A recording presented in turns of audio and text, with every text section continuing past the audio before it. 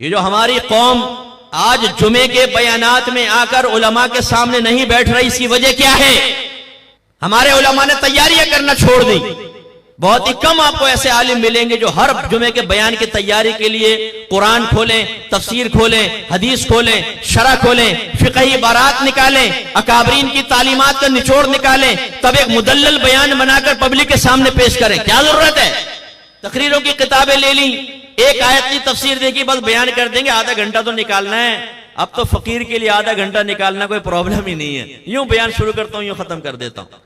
25-25 साल से कौम सामने बैठी हुई है, लोगों को एक मसला सीखने का मौका नहीं मिल रहा है। लड़के लड़कियां बाजी कर रहे हैं, जिना कर रहे हैं, हराम कर रहे हैं, लड़कियां लड़कों से दोस्तियां कर रही हैं, अपने माँ बाप की, अपने भाइयों की गर्दनें शर्म से झुकाने के लिए गंदी हरकतें कर रही हैं। और यहां साहब बयान देख लें, पब्लिक कुछ चाह रही है, बयान इधर जा रहा है, पब्लिक की सोचें इधर जा रही है। ना कोई करंट इश्यूज पे कलाम, ना मॉडर्न चैलेंजेस के बारे में कलाम। एक यंगस्टर, एक पढ़ा लिखा नौजवान क्या करेगा मस्जिद में आकर? आपके सामने आधा घंटा बैठ के क्या करेगा? क्यों बैठे वो उस वक्त निकल कर आएगा जब आपके दूसरे खुतबे जुमे की अजान के लिए माइक में खड़खड़ खड़खड़ पैदा होती है ना। ये मखसूस और बड़ी महबूब सी आवाज नौजवानों ने यहां अपनी मेमोरी में फिट कर रखी है।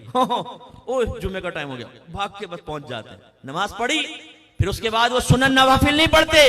आप देखें जुमे की नमाज खत्म होती है, हमारे नौजवानों को रश जूतियों पे ज्यादा नजर आएगा, जैसे 5-5 हजार के नोट बांट रहे हैं। क्यों भागते हैं वो? हमने बेजार किया है उन्हें, उलमा ने बेजार किया है, हमारे जुमे की नमाजें पढ़ाने वालों ने कौम को बेजार किया है दीन से। जब एक नौजवान की रिक्वायरमेंट भी पूरी नहीं होगी, वो क्यों आगे आके आपके सामने बैठेगा? हमने एक लिस्ट बनाई है कि आजकल नौजवानों के ये मसाइल हैं। मसाइल क्या हैं, इसके असबाब क्या हैं, इसका हल क्या है, हल पे इस्तिकामत कैसे मिलेगी, की है हमने तैयारी। क्यों आएगी कौम हमारे पास? फिर हमारा शिकवा, पता नहीं ये कौम आजकल उलमा को छोड़ चुकी है। अब देखो उलमा की कदर नहीं रही, कदर की नहीं जाती, कदर करवाई जाती है। आपने अपनी कदर करवाने के लिए क्या किया ये बताइए। कौम को बुरा भला कहने से बेहतर यह है कि मैं और आप अपने गरीबान में झांकें और अपने बारे में गौर तफक्कुर करें कि हमने कौम को क्या दिया। मैंने यूके में एक दफा वरासत के मसले बयान किए। जुमे का बयान था, मैंने वरासत के मसाइल बयान किए। एक शख्स मेरे पास आया, कहने लगा 63 साल हो गए, बूढ़े थे, 63 साल हो गए बयानात सुनते हुए, आज जिंदगी में पहली बार मिंबर से मैंने ये मसले सुने। ऐसी एक जगह मैंने तकदीर के मसाइल बयान किए, मसला तकदीर को बयान किया, उसकी अक़साम जिक्र की। एक 70 साल शख्स सामने आया, कहेंगे साहब दाढ़ी सफेद हो गई, 70 साल मेरी उम्र है और आज पहली मर्तबा मुझे मसला तकदीर समझ में आया।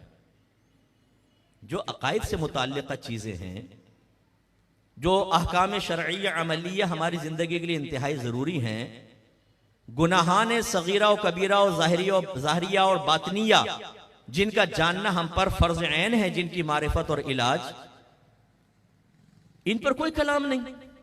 संजीदगी के साथ, इस्तिकामत के साथ, एक तरतीब के साथ, एक रोड मैप बनाकर। नो, सोशल मीडिया पे लोग बैठे हुए हैं, एक हाथ में कुरान, दूसरे हाथ में हदीस लेकर, बुखारी लेकर हमारी कौम के बच्चों को जहन खराब कर रहे हैं।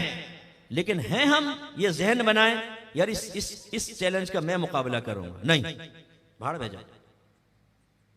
खाने पीने से फुर्सत मिले, दोस्तियां निभाने से फुर्सत मिले, बीवी बच्चों के लाड उठाने से फुर्सत मिले, तो नबी करीम के दीन को भी देख लिया जाएगा।